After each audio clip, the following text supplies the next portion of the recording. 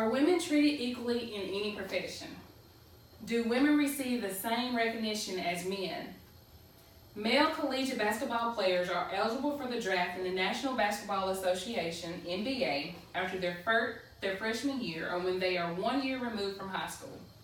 However, female collegiate basketball players are not eligible to enter the WNBA until after their senior year or when they are 4 years removed from high school, stated in the Utah Law Review. Hoops Dreams deferred the WNBA, the NBA, and the long-standing gender inequality at the game's highest level by Jeremy DeRue.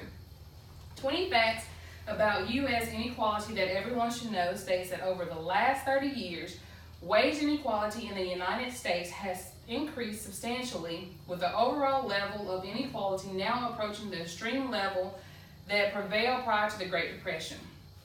Throughout much of the 20th century, the average woman earned about 60% of what the average man earned. 20 Facts About U.S. Inequality That Everyone Should Know. However, by the 1970s, women's earnings were increased to about 80% of the salary of men. Unfortunately, in 2005, the earnings gap became stagnant and since has remained unchanged. As a result, supporting our women in professional basketball could raise profit in the salaries they receive. On April 24, 1996, the NBA and David Stern approved the concept of Women's National Basketball Association, what we know as the WNBA. 8 teams were announced to the league in 1996, but since has increased to 16 teams. In early years, Lifetime and Oxygen broadcasted WNBA games. Currently, WNBA games are televised by ABC, ESPN2, NBA TV, and local television and some radio. With the start of the WNBA, financial support from the NBA along with sponsorship helped the WNBA improve as an association.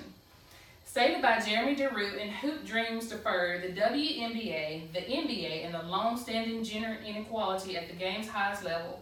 In 1999, the NBA owned each of the WNBA teams, controlled all facets of the WNBA existence, and the WNBA's age eligibility rule as it exists today became part of the WNBA's first CBA. The NBA during the mid-2000s financially supported the WNBA with more than $10 million per year. Stated by Kelly Clark in July 2015, blog Gender by Gap for Women Athlete, most famous female athletes make up for the gender pay gap by taking up sponsorships. June 2009, the first WNBA team to receive marquee sponsorship was Phoenix Mercury. A multi-year marquee sponsorship with AT&T to be featured on all 12 games were received by the WNBA in April of 2019. In 2008, WNBA merchandise sales expanded by 36%, while the sale of player jerseys rose by 40%. The attendance of fans decreased from 10,000 to 8,000 in the late 1990s. However, since the 2000s, it has remained relatively stable for several of the WNBA seasons. This has resulted in the opportunity to create geographical expansion, add franchises, increase advertisement, and generate more revenue. As the WNBA grew, the salaries between WNBA players and NBA players was still and is significantly different. As a relatively young league, the WNBA has struggled financially, and its players do not receive salaries or lucrative product endorsements equivalent to those professional of male athletes, prompting some leading players to skip WNBA seasons to play for teams in other countries which offer more higher salaries. Amos states in the National Women's Basketball Association 2019 Salem Press Encyclopedia. A National Basketball Association, the Business, Organization, and Strategy article written by Frank Josa in 2011 states that in 2009, the salary gap for an entire team was $803,000, but by 2013, the cap reached $900,000 for the entire team.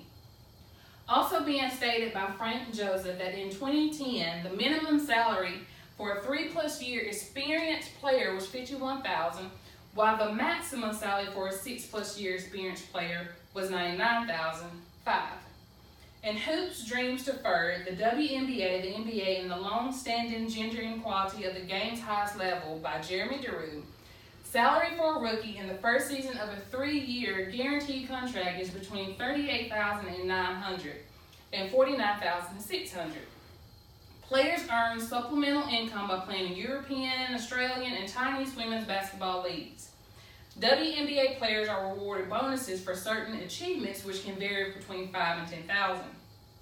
In the article, Minimum Pay Scale and Career Length in WNBA, by Duncan, Grothus, and Hills, rookies' minimum salary in 1995 to 96 was $200,000, while veterans' minimum was $225,000. 2017-2018 salary cap for the NBA was set at $99 million, while the luxury tax was set at $119 million. In conclusion, research has shown that income inequality exists between male and female professional athletes. As stated above, the pay gap has remained unchanged since 2005. Since the introduction of the WNBA and other women's sports, women athletes continue to earn less pay. Attendance has remained stable since the 2000s, which has led to increased recognition and global expansion. However, this remains incomparable to the salaries of men athletes. Let's support our women by attending more games, buying merchandise, and advocating for a raise in pay equality. Thank you.